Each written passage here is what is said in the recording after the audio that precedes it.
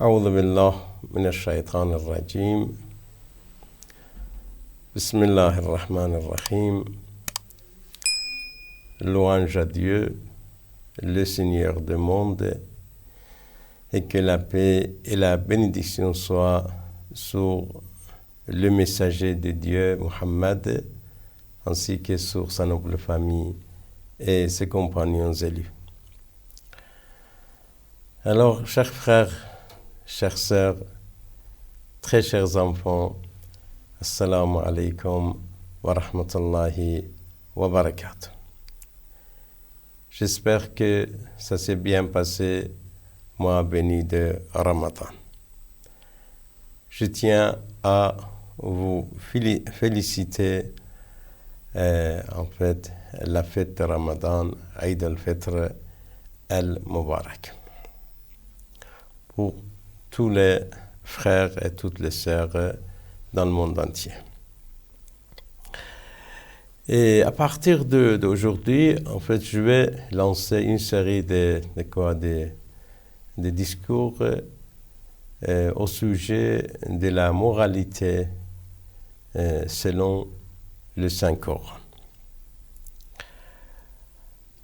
J'ai choisi le dernier verset de la sourate Al-Furqan. Dans le dernier verset de cette sourate, on parle des caractéristiques des vrais croyants. Pour distinguer des vrais croyants, on peut s'adresser à ces versets-là. Ça commence par le verset 63. أعوذ بالله من الشيطان الرجيم وعباد الرحمن الذين يمشون على الأرض هونا وإذا خاطبهم الجاهلون قالوا سلام. Alors, Ibad, c'est-à-dire les serviteurs. Ar-Rahman, c'est-à-dire Allah. Wa Ibad ar-Rahman, c'est-à-dire les serviteurs d'Allah sont telle chose, telle chose, telle chose. Alors, ce sont des réactions des vrais croyants. Wa Ibad ar-Rahman, alladhina yamshuna ala al-ardi hawna. Selon ces versets-là, un vrai croyant n'est pas orgueilleux. Un vrai croyant n'est pas arrogant. Un vrai croyant n'est pas fanfaron. Un vrai croyant n'est pas prétentieux. Alors, il est comment un vrai croyant? Lorsqu'on parle de croyants, c'est-à-dire croyants et croyantes, hommes, femmes.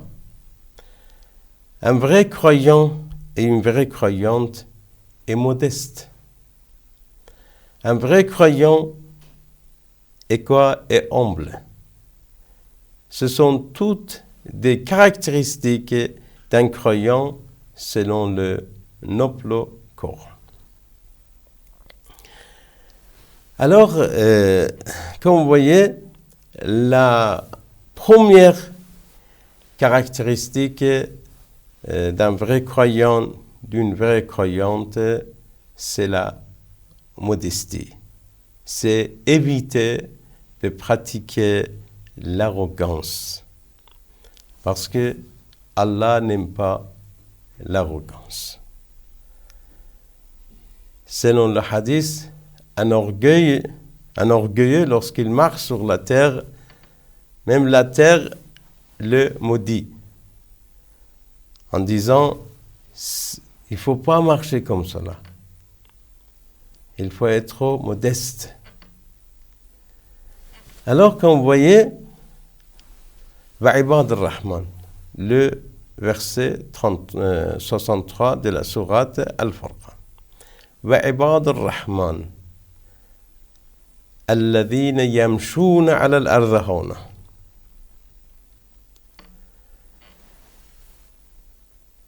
Les serviteurs de Dieu, ce sont eux qui marchent sur la terre mais d'une manière modeste.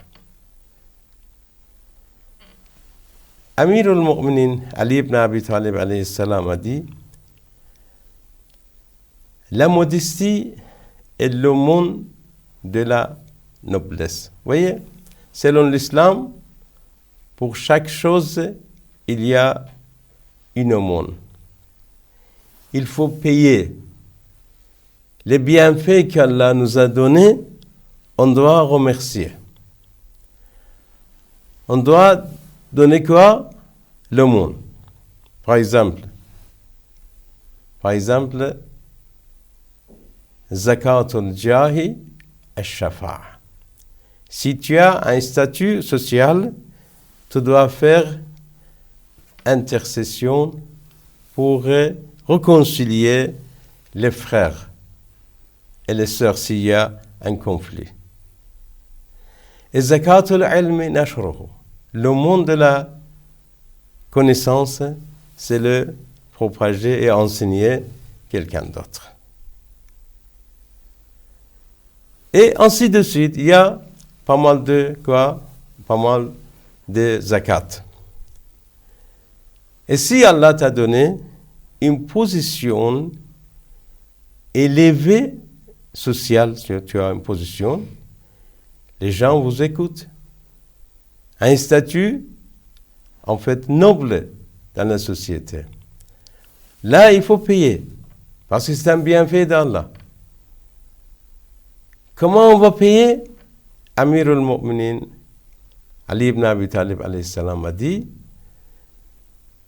il faut être quoi? Modeste. Il faut éviter de quoi?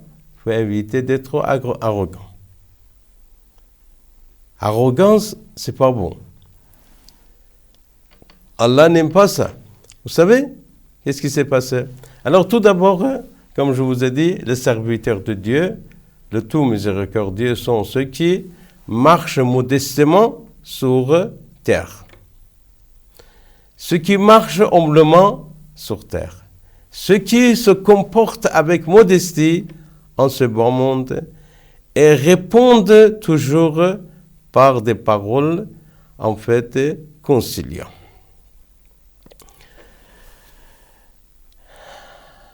Et répondent toujours par des paroles conciliant aux ignorants qui leur adressent la parole. C'est ça la traduction bref du verset. Alors, comme je vous ai dit, la modestie, c'est bon, et l'arrogance n'est pas en fait autorisée en islam. Vous savez pourquoi Allah a chassé le diable, Shaitan, du paradis? Pourquoi? Parce qu'il était arrogant. Lorsque Allah a créé Adam, et a ordonné de quoi? Aux anges de se prosterner devant Adam. C'est le diable qui n'accepte pas. Lorsque Allah lui demande pourquoi tu n'as pas fait ça, il dit: Ana khayrun minhu. Khalaqtani min nar wa khalaqtahu min tin. Je suis meilleur que lui parce que tu m'as créé à partir du feu et tu l'as créé à partir de la terre. Alors le feu est meilleur que la terre.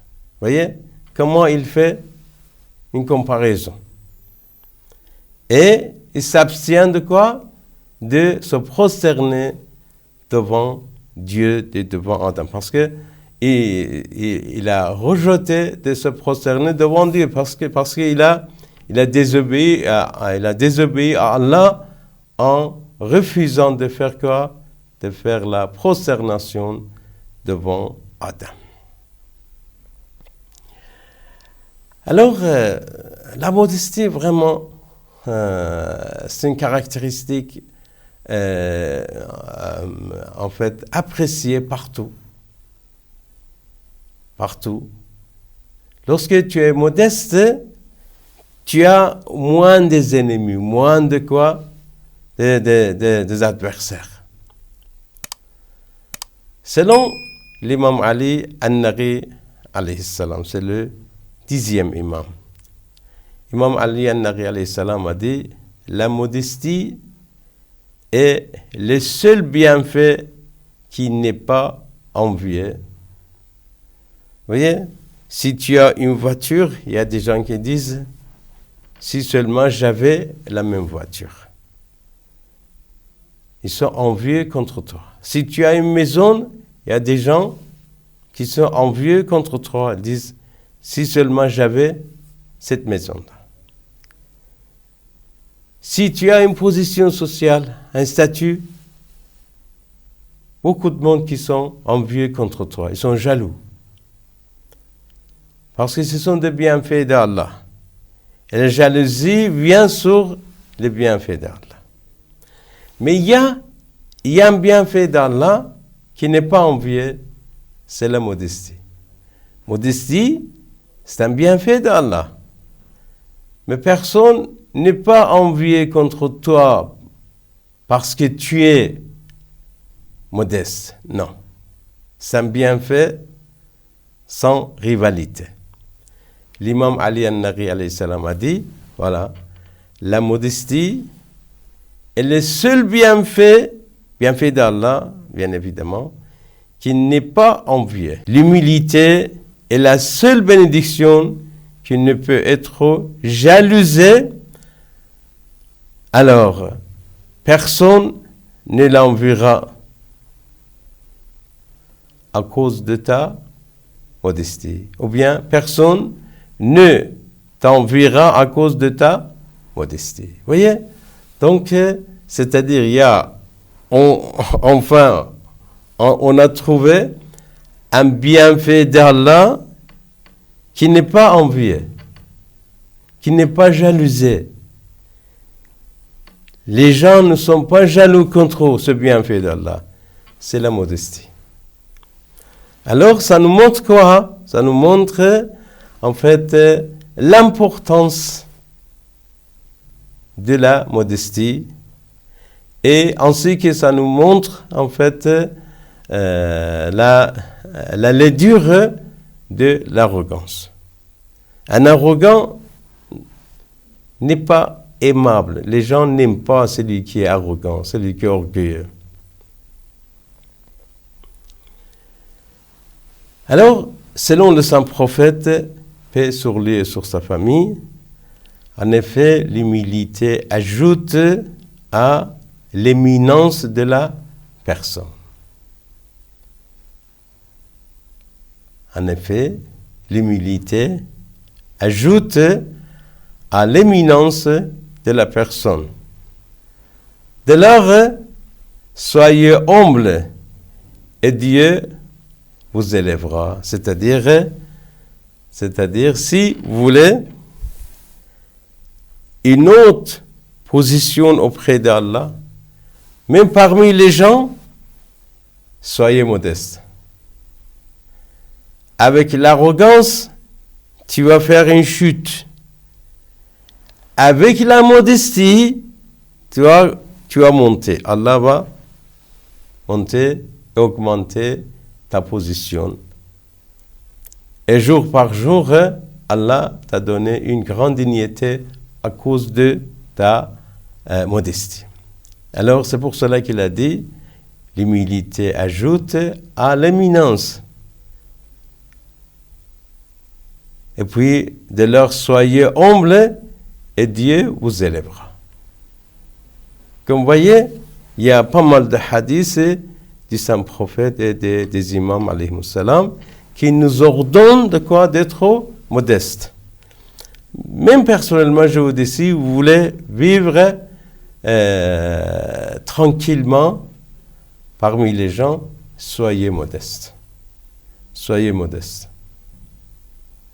Surtout lorsque vous êtes riche. La richesse, malheureusement, parfois, il amène le quoi? L'arrogance, l'orgueil. l'ego. Mais avec modestie, on peut en fait compenser ça. Si tu veux vivre avec les gens, dans la société, dans la communauté, même si tu es riche, tu dois être modeste. Tu dois être modeste, sinon ça ne va pas aller. Ça ne va pas aller. Par exemple, chez nous, il y a des gens qui sont tellement riches, super riches, tellement riches, mais lorsqu'il vient, en fait, lorsqu'il participe dans la cérémonie de l'imam Hussein, mémorandum de l'imam Hussein alayhi salam, ils sont très humbles. Même ils viennent nettoyer le Husseiniya. Parce qu'on célèbre quoi? Le mémorandum de l'imam Hussein alayhi salam. Ça ne va pas baisser leur valeur sociale. Par contre, ça va élever leur position.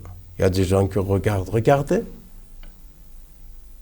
Ce monsieur-là, qui est riche, mais il est humble. Et surtout, avec les pauvres.